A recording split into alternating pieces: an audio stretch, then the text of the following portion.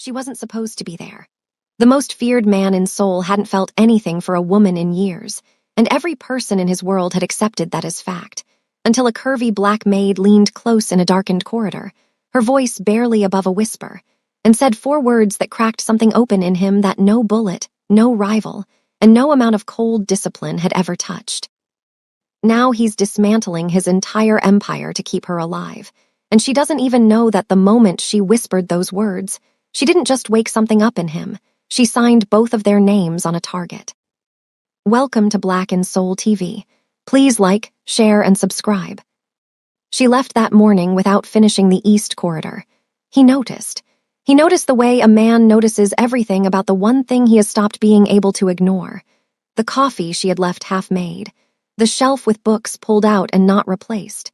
The absence of her humming, which had become the sound the penthouse used to prove it was still alive. Min-yi stood in the kitchen for a long time. Then he called Sung-ho and told him to process the university payment regardless. Not as a loan, not as an advance, as an anonymous foundation grant. Sung-ho went quiet on the line. Then, carefully, should I attach a name to the donor record? Min-yi's answer was flat and final. No. The call ended. He went back to his desk and told himself that was the end of his involvement in Mary Adami's life beyond what was professional. He was wrong. He was spectacularly, completely wrong. The following morning she arrived at 7 as usual, signed the time sheet, picked up her caddy, went directly to the East Corridor to finish what she had left. She did not mention the money, neither did he. But when she passed the kitchen and found a fresh cup of coffee waiting, exactly the way she took it, she stopped walking. 1 full second of stillness. 1 breath she did not mean to release audibly. Then she picked up the cup and kept moving. He was behind the half-open office door. He turned back to his screen. The same paragraph he had been reading for 20 minutes looked exactly as foreign as it had the first time. By the end of the week, the anonymous grant had processed. Mary's brother sent her a voice note so overwhelmed with relief that she sat on the floor of the supply closet and pressed the phone to her chest and stayed there for 4 minutes. She did not know who had sent it. She suspected. She did not ask. Some things in her life had always been given in the language of action, and interrogating them too loudly broke what was still fragile. That evening she left a single white flower from the lobby arrangement on the kitchen counter where the coffee had been. No note, just the flower. Min-yi found it at midnight when he came for water. He stood looking at it longer than any reasonable person looks at a flower. Then he put it in a glass and carried it to his desk. Sung-ho arrived the next morning, saw it, and became intensely interested in his own shoes. The danger arrived, as it always did in Min-yi's world, without introduction. A man named Director Woo had been watching the Yisung organization for months with the patience of someone who understood that the best time to strike a restructuring empire was during the transition, when weapons were being traded for legitimacy, and legitimacy had not yet fully arrived. Woo operated through clean fronts and dirty connections, and had the particular invisibility of men who had never once been the loudest person in any room. His first move came on a Tuesday. 2 of Min-yi's legitimate real estate holdings were hit simultaneously with fabricated regulatory violations. Inspectors arrived with paperwork that looked official and wasn't. Both businesses shuttered temporarily. The message required no translation. Your clean hands are not armor. Min-yi sat across from 3 attorneys in the penthouse dining room that afternoon and worked through the response with the focused stillness of a man who had survived worse and intended to survive this. Mary was in the library. He was aware of her the way he was always aware of her. The way you are aware of the one frequency in a room of noise that your body has decided matters. What he did not know was that Woo's people had been watching the penthouse too, and they had found the one thing they were looking for. Not a weapon, not a weakness in the organization. A person. A woman who arrived every morning at 7 with a cleaning caddy and no agenda, and had somehow, in a matter of months, become the only variable in young Min-yi's life that his legendary control did not fully cover. Later that night, after the attorneys had gone, Min-yi was at the piano. He played without deciding to, his hands finding the music the way they found all difficult things. He did not hear the door until it had already opened. For a man like young Min-yi, he didn't have the luxury to fall in love with anyone. He longed for it, sought desperately for it, but he knew the risk, the cost, the dangers it would have on his empire. Now he is about to choose his heart or his empire. Will he lose everything for a maid who sees through his head shell and accepts him, or will he let her go? Hit that subscribe button and let's find out. Mary stood in the doorway in her coat, bag on her shoulder, about to leave. She had come to say goodnight, which she had started doing recently, quietly, without ceremony. But she had heard the piano and stopped. She stood listening with an expression she did not know he could see reflected in the dark window glass. He kept playing. Something in the piece shifted without his instructing it to, became less about endurance and more about being heard. She stayed until the last note dissolved into the room's silence. Then, softly, from the doorway, "That was the saddest beautiful thing I've ever heard." He turned on the bench. She was looking at him with that complete, unhurried directness that always made him feel like every wall he owned had become transparent. He told her it was a piece about waiting for something you were not certain was coming. She held his gaze for a long moment, something moving through her expression that she did not fully close off in time. Then she said goodnight and left. He sat at the piano for another hour. He did not play a single note. A few days later, the twist came from a direction nobody anticipated. Mary's phone was cloned. A professional job, executed during the 20 minutes her bag sat in the supply closet while she worked the library. Someone had been inside the building. Someone who knew her schedule, knew the closet location, and had bypassed the main security desk through the service corridor. The clone was designed to track her movements and intercept her communications in real time. Hunwoo, Minyi's technology specialist, found it during a routine network sweep on Thursday morning. Every device connecting to the building's Wi-Fi was automatically scanned. The clone's signal appeared like a cold fire in an otherwise clean system. Hunwoo brought the report to Minyi at 11. Minyi looked at it. He looked at it for a long time without speaking. The temperature in the room did not change. Everything else did. He found Mary in the east corridor. He stood at the end of it and said her name once. She turned, read his face immediately, and set down her cloth without being asked. He told her plainly what had been found. No softening, no protective vagueness. She listened without interrupting. When he finished, she was quiet for one breath. Then steadily, "How long?" "3 days," he told her. She nodded the way she nodded when she was absorbing something she refused to let flatten her. Then, "What does it mean?" It meant someone was using her proximity to him as leverage. It meant she had become a target through no fault of her own, purely because of what she had quietly become to him. The knowledge moved between them in the corridor like a third presence neither of them had invited, and neither of them was stepping away from. He told her he was moving her to a secure property while the source was traced. Mary looked at him with the full, unhurried force of everything she was. "I am not going anywhere." He took a breath. "This is not a discussion." She crossed her arms. "You're right, it's not, because I already made my decision." He stepped closer. She did not move. He dropped his voice to something quiet and entirely sincere. "I am not trying to control you. I am trying to keep you alive. There is a difference." She held his gaze for a long moment, something flickering behind her eyes that was not stubbornness but something far more complicated. Then, "Find them first. Then we talk." He studied her face. Then he nodded once and pulled out his phone. The trace took 36 hours. Hunwoo followed the clone signal backward through 3 proxy servers to a shell company that dissolved on paper into nothing, but left one digital fingerprint pointing directly to Director Wu's network. Minyi sat with this information for exactly 1 hour before moving. Reaction without thought was how men in his position got buried. He considered every angle, every move, every person in the radius of what he was about to do. Then he made 3 calls. His attorney, a federal investigator he had cultivated carefully over 4 years, a journalist who owed him a significant favor and had the platform to destroy a reputation before the sun set. He did not touch Wu directly. He dismantled him from every legitimate direction simultaneously.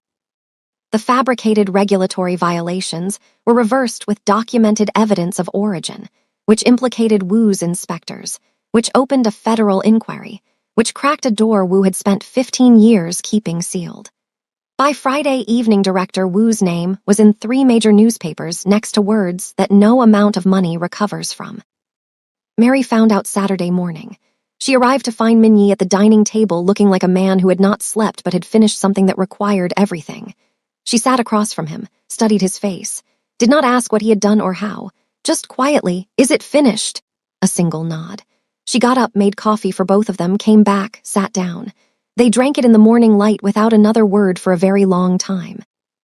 It was the most intimate thing that had ever happened in that penthouse, and they both felt it. The complication nobody planned for arrived the following week in the form of a man named Alex, South African journalist, 6 months in Seoul, covering a cultural exchange feature. He came into the foundation's community outreach office, where Mary had taken on volunteer coordination, and he was charming and curious and brought good coffee and asked the kind of questions that showed he had done his research. He came back the next day, and the day after that. Mary was warm and professional and gave him exactly what the story required. She mentioned it to Minyi in passing one evening. A journalist covering the foundation, good visibility, seemed thorough. Minyi's response was a single question delivered with perfect neutrality. "His name," she told him. He nodded and returned to his documents. Sung-ho had a full background report on Alex within 4 hours. Minyi read every page, found nothing threatening, put it in the drawer, then sat at his desk for 7 minutes doing absolutely nothing, which was 6 minutes and 55 seconds longer than young Minyi ever did nothing without purpose. The moment Mary came in, dangers never stopped lurking. Young Minyi lost his edge, lost his focus, and his enemies used this to get to him. He could have pushed away like he did the rest. He could have let her go, but no, is she worth the fight? Will he experience true love? Hit that subscribe button and stay tuned. The following Thursday, he arrived at the foundation office unannounced. "Routine security review," he told Sung-ho. He walked in to find Mary at her desk laughing at something Alex had said. Genuinely laughing, head back, completely unguarded, the laugh she kept for moments she thought only penthouse walls witnessed. Alex was leaning on the desk beside her with the easy posture of a man who believed he was making progress. Minyi stopped in the doorway for exactly 2 seconds. Then he crossed the room, shook Alex's hand with immaculate courtesy, asked 2 precise questions about the article's scope and publication timeline. Established, without raising his voice or altering his expression, that he knew this foundation and every person in it with a depth that left no room for comfortable assumptions. Then he turned to Mary and told her he needed 5 minutes for the security review. Alex gathered his things with gracious speed and left. Mary looked at Minyi. Minyi looked at Mary. The office held its breath. She crossed her arms slowly, knowingly. His name from her mouth carried a full paragraph of meaning in 2 syllables. He maintained his expression. "There was a security concern." She tilted her head. "There was no security concern." A pause. "There could have been." She studied him for a long moment. Then the corner of her mouth moved in that way it moved when she found something both frustrating and entirely too compelling. "Minyi," he held her gaze. "You came here because of him." Silence. "That is either very sweet or very territorial, and I have not decided which." His response was quiet and completely straight-faced. "Take your time." She laughed, not the head-back version, something quieter and more specific, aimed entirely at him. He left 20 minutes later, having reviewed nothing. Sung-ho, waiting at the car, looked at his face and opened his notebook and wrote 4 words, then underlined them twice. The night everything broke open arrived on a Wednesday with no warning. Mary was leaving the foundation office late, past 9, because a survivor she had been supporting had called in crisis, and she had stayed 2 hours on the phone and 1 more in person.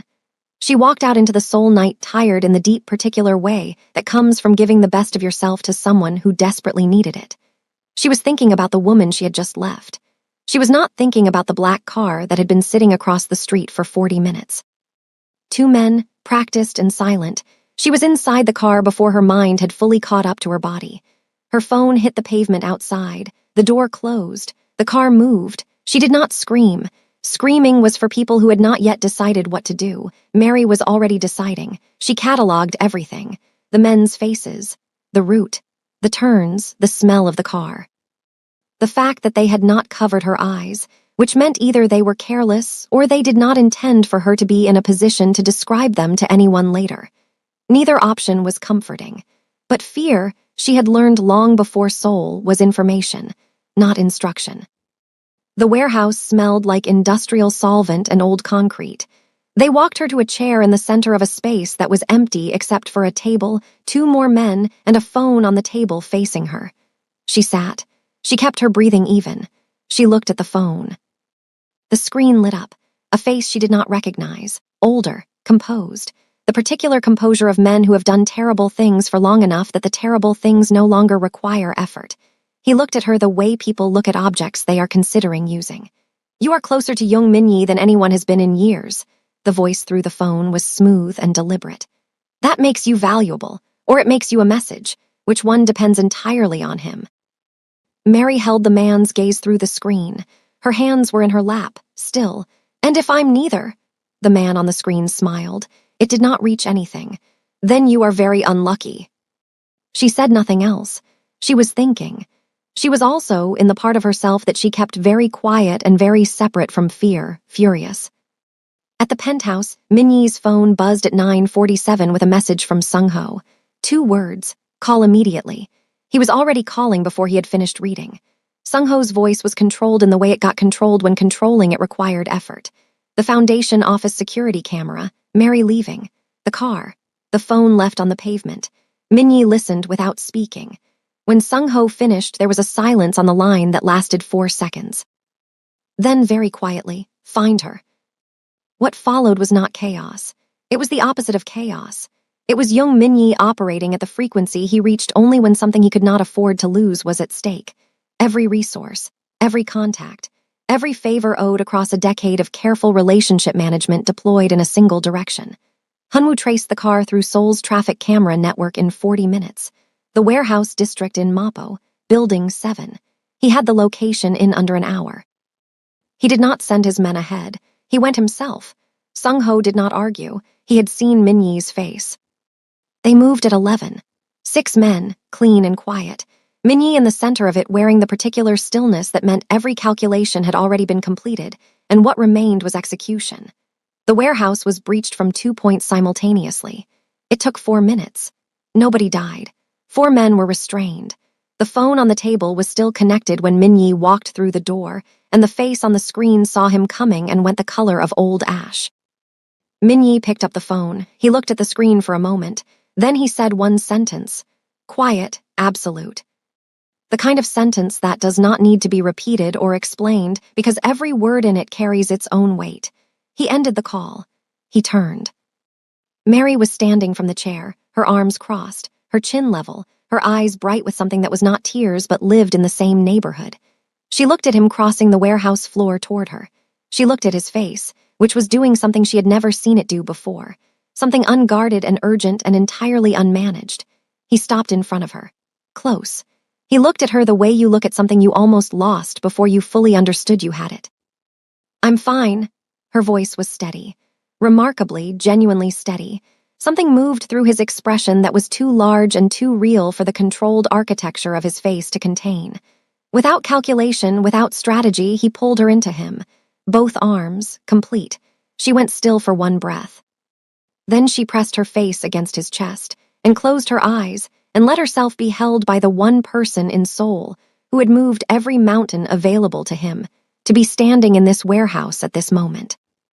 They stayed like that for a long time. Nobody in the room said anything. Later that night, back at the penthouse, the debrief was quiet and thorough. The man on the phone screen had been identified. A remnant of Wu's network, a lieutenant who had survived the collapse and decided that revenge through leverage was his path back to relevance. He was in federal custody by midnight, the 4 men from the warehouse with him. Sung-ho handled the documentation. Hunwoo wiped every trace of Mary's name from the incident report. She was listed as an unidentified civilian witness. Protected. Minyi found her in the guest room at 2 in the morning. The door was open. She was sitting on the window bench with her knees drawn up, looking at Seoul. He knocked on the open door. She looked over. He came in and sat in the chair across from her, and they looked at each other in the dark with the city lighting the space between them. "Came yourself?" It was not a question. He looked at her steadily. "Yes." She was quiet for a moment. "You didn't have to do that." Something shifted in his expression. "Yes," he repeated. "I did." She looked at him for a long time, long enough that whatever she was measuring, she finished measuring it. Then, softly, "Why?" He did not look away. "Because you are not a resource or a liability or a variable. You are the reason the piano sounds different. You are the reason the penthouse is different. You are the reason I am different." A pause. And I should have told you that before tonight instead of leaving you to figure it out from coffee cups and anonymous grants. The room was very quiet. Mary uncurled from the window bench and sat with her feet on the floor and her hands in her lap, looking at him with that expression she had when she was deciding something important. Minyi, I need you to understand something. He waited. I did not come to Seoul to be saved. I came to build something. I am still building it. Whatever this is between us, it cannot swallow that. I will not disappear into your world the way women disappear into powerful men's worlds and become decorative and silent. He held her gaze without flinching. I know. She searched his face. Then what are you offering? He leaned forward, elbows on his knees, and for the first time in as long as he could remember, Young Minyi looked like exactly what he was underneath everything. A man, just a man. I'm offering to stand next to you while you build it, not in front of you, not behind you. Next to you, as an equal. The words landed in the room and stayed there. She looked at him for a long moment. Something in her chest, something she had been keeping carefully managed since the corridor, since the coffee, since the flower, since every quiet morning and every charged silence, released. Slowly, like a breath held for too long finally allowed to leave. You have terrible timing, Mary told him. He almost smiled. I know. He stood. The space between them was small and full of everything they had been circling for months. She looked up at him. He looked down at her. She reached up and put her hand flat against his chest, over his heart, the way she had pressed her hand against the warehouse wall hours ago, but different now. Intentional. A choice. His hand came up and covered hers. Neither of them moved for a long moment. What happened next belongs to them. The city watched from outside the windows. The penthouse held its breath. And somewhere in the space between two people who had chosen each other the hard way, something that had been building since a rainy Tuesday and a darkened corridor, and 3 impossible words finally arrived at the place it had always been heading. She was gone when he woke. The guest room door open. Bed made with a precision that told him she had been awake for a while before she left. His chest tightened. He moved through the penthouse quickly, checking rooms, already reaching for his phone. The note was on the kitchen counter, next to the coffee maker. One line in her handwriting, clean and direct. I need a day, not running, thinking. I'll be back tomorrow at 7. He stood with the note in his hand for a long time. Then he put it carefully in his jacket pocket and made himself coffee and sat at the dining table and stared at the city and waited, which was the hardest thing Young Minyi had done in years. She came back at 7, exactly at 7. He was at the dining table when she walked in. She signed the time sheet, picked up her caddy. Then she set it back down and walked to the table and stood across from him. I thought about everything you said. He waited. I thought about the corridor, the coffee, the flower, the grant, the warehouse. A pause. I thought about the piano. Something moved in his expression. She held his gaze. I'm not afraid of who you are. I'm afraid of what happens if I give you everything, and you decide one day that this was a chapter and not the whole book. The honesty of it hit the room like weather. He stood. He came around the table and stopped in front of her, close enough that the warmth between them was real and present and required acknowledgement. Mary, his voice was low. Look at me. She looked. I have spent my entire adult life deciding what to keep and what to release, what has value and what is temporary. He reached up and very carefully, with the precise deliberateness of a man who does nothing without intention, tucked one loose coil of her hair back from her face. I know the difference, and I am telling you, with everything I am and everything I have built and everything I have broken and rebuilt, that you are not a chapter. She closed her eyes for one breath. When she opened them, she was decided. She had been decided probably for longer than tonight. Then we do this right, Mary told him. No hiding, no half measures. If we're in this, we're in it. He looked at her with something in his face that was new and permanent and entirely without the cold armor the rest of Seoul was given. We're in it. She picked up her caddy and went to work. He went back to his table, but the penthouse sounded different that morning. Fuller, like something that had been missing from the frequency had finally come home. The weeks that followed were the quietest and most complicated of both their lives in the best possible way. They were not loud about what they were. They did not perform it, but it was visible in the small architecture of shared mornings and the way the penthouse had rearranged itself around 2 people instead of 1. Her books on his shelves, his coffee preference memorized and never discussed. The piano played at nights for an audience of one who sat on the library floor with her back against the couch, and her eyes closed, and listened like the music was something she needed to eat. Sung-ho, who had been with Min-yi for 11 years, told his wife one evening that his boss had become a human being, finally, properly, and his wife said it was about time.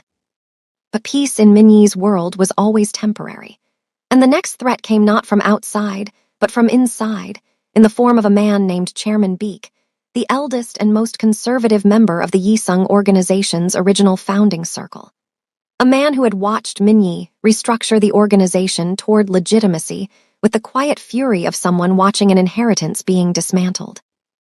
And who had, upon discovering the identity of the woman in the penthouse, decided that the combination of a legitimate business push and a foreign black woman with influence over the organization's leader represented a threat to everything he had spent his life building. Chairman Beek did not use warehouses or phone clones. He used newspapers. A story appeared on a Thursday morning across 2 major Seoul publications. Unnamed sources close to the Yisung organization claimed that a foreign national with unknown connections had been given inappropriate access to confidential business operations. The story was vague enough to be legally untouchable and specific enough to be unmistakably about Mary. The photograph they used was from the Foundation's public website. Her name was not printed, but her face was there. Mary found out from a colleague at the Foundation who sent her the link with 3 question marks. She read it at her desk. She read it twice. Then she sat very still for a moment. She was not fragile. She had been talked about before. She had been the subject of other people's narratives before. But there was something particular about being weaponized against a person you loved, about being turned into a liability aimed at someone who had already lost too much. That was the part that made her eyes burn. She called Min-yi, not Sung-ho, him directly. He picked up on the second ring. "I saw it," he told her before she could speak. "I'm handling it." She took a breath. "Min-yi, who did this?" A pause that told her he already knew. "Come to the penthouse, I'll explain everything." She came at noon. He was waiting. Sung-ho was there, 2 attorneys. He told her about Chairman Beek, about the internal resistance to his restructuring, about the faction that saw her not as a person, but as a symbol of everything they wanted to reverse. He told her plainly and completely, and without softening any of it, because she had asked him once to never protect her from the truth, and he had meant it when he agreed. She listened to everything. When he finished, she was quiet for a moment, then she looked at him directly. "What are you going to do?" He held her gaze. "Remove him, legally, completely, permanently. He has been diverting organization funds for years. I have documentation. I have been waiting for the right moment." She searched his face. "You were protecting him before this." Min-yi's expression was careful. "I was maintaining stability. There is a difference." She looked at him for a long moment.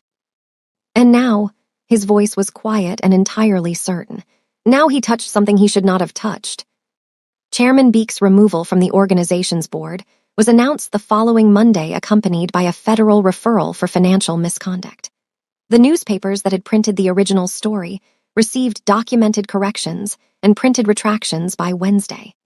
The Foundation released a formal statement about Mary's role that was so clearly supported by public record that the original narrative collapsed under its own lack of foundation. By Friday, Mary's inbox was full of messages from other women who had been similarly targeted by similar stories and wanted to know how she had done it. She spent the weekend writing back to every single one of them. Min-yi watched her do it from across the table. He watched her with the expression Sung-ho had once tried to describe to his wife and eventually given up on because there was no accurate professional language for it. It was the expression of a man who had spent his entire life building walls, understanding for the first time what it felt like to want to build something else instead. On a Sunday evening in late autumn, when Seoul was lit gold and the penthouse was warm, and Mary was on the library floor with her back against the couch and her eyes closed while he played, Min-yi stopped mid-piece. She opened her eyes. He was turned on the bench, looking at her with something in his face she had not seen before, something that was past the want and past the protection and past even the love, something that looked like a rival. Like a man who had been traveling toward something for a very long time and had just understood he was already there. He came and sat beside her on the floor. She looked at him. He reached into the pocket of his shirt and opened his hand. The ring was simple and considered, and exactly the kind of thing she would have chosen herself, which meant he had been paying attention to her for longer and in more specific ways than she had fully measured. She looked at it. She looked at him. He said nothing. He did not need to. The question was in every week, and every morning, and every cup of coffee, and every note he had ever played knowing she was listening. She took the ring from his palm. She turned it once in her fingers. Then she looked at him and said, "I told you I'd pay you back." He looked at her with absolute confusion. She held up the ring. "Turns out I pay in decades." The laugh that came out of him was the realest thing she had ever heard from a man who had spent years treating laughter as a liability. She slid the ring onto her own finger. He pulled her into him and pressed his face into her hair, and held her with the particular completeness of someone who has just been given back something they did not know had been missing until it was there. 6 months later, they were married in a ceremony that was small and private and entirely theirs. No performance. No audience beyond the people they had chosen. Sung-ho cried and denied it completely. Hunwoo spent the reception explaining the denial algorithm for video footage to anyone who would listen.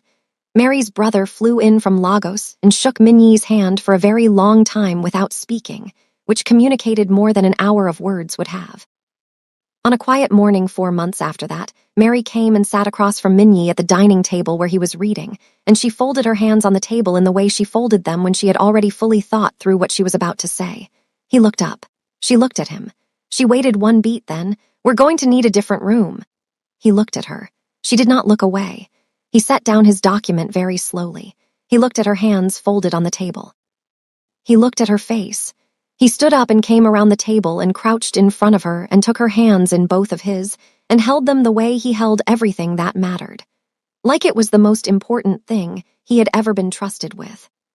"How long?" His voice was barely above a sound. 11 weeks. He pressed his forehead to her hands. She put her palm on the back of his head and closed her eyes. Outside, Seoul moved and breathed and went on being entirely indifferent. Inside the 42nd floor of the Murray Tower, a man who had been told his whole life that coldness was strength sat on the floor of his own kitchen holding the hands of a woman who had walked into his penthouse with a cleaning caddy and no agenda and had made him hard in every way that actually counted. Hard enough to be soft. Hard enough to be present. Hard enough to be a father. Hard enough to be real. And the city shone below them, and the piano waited in the library, and Mary hummed something low and unhurried in the quiet of the morning. And this time he did not pretend he wasn't listening. If you enjoyed the story, hit that subscribe button and turn on your notifications for more.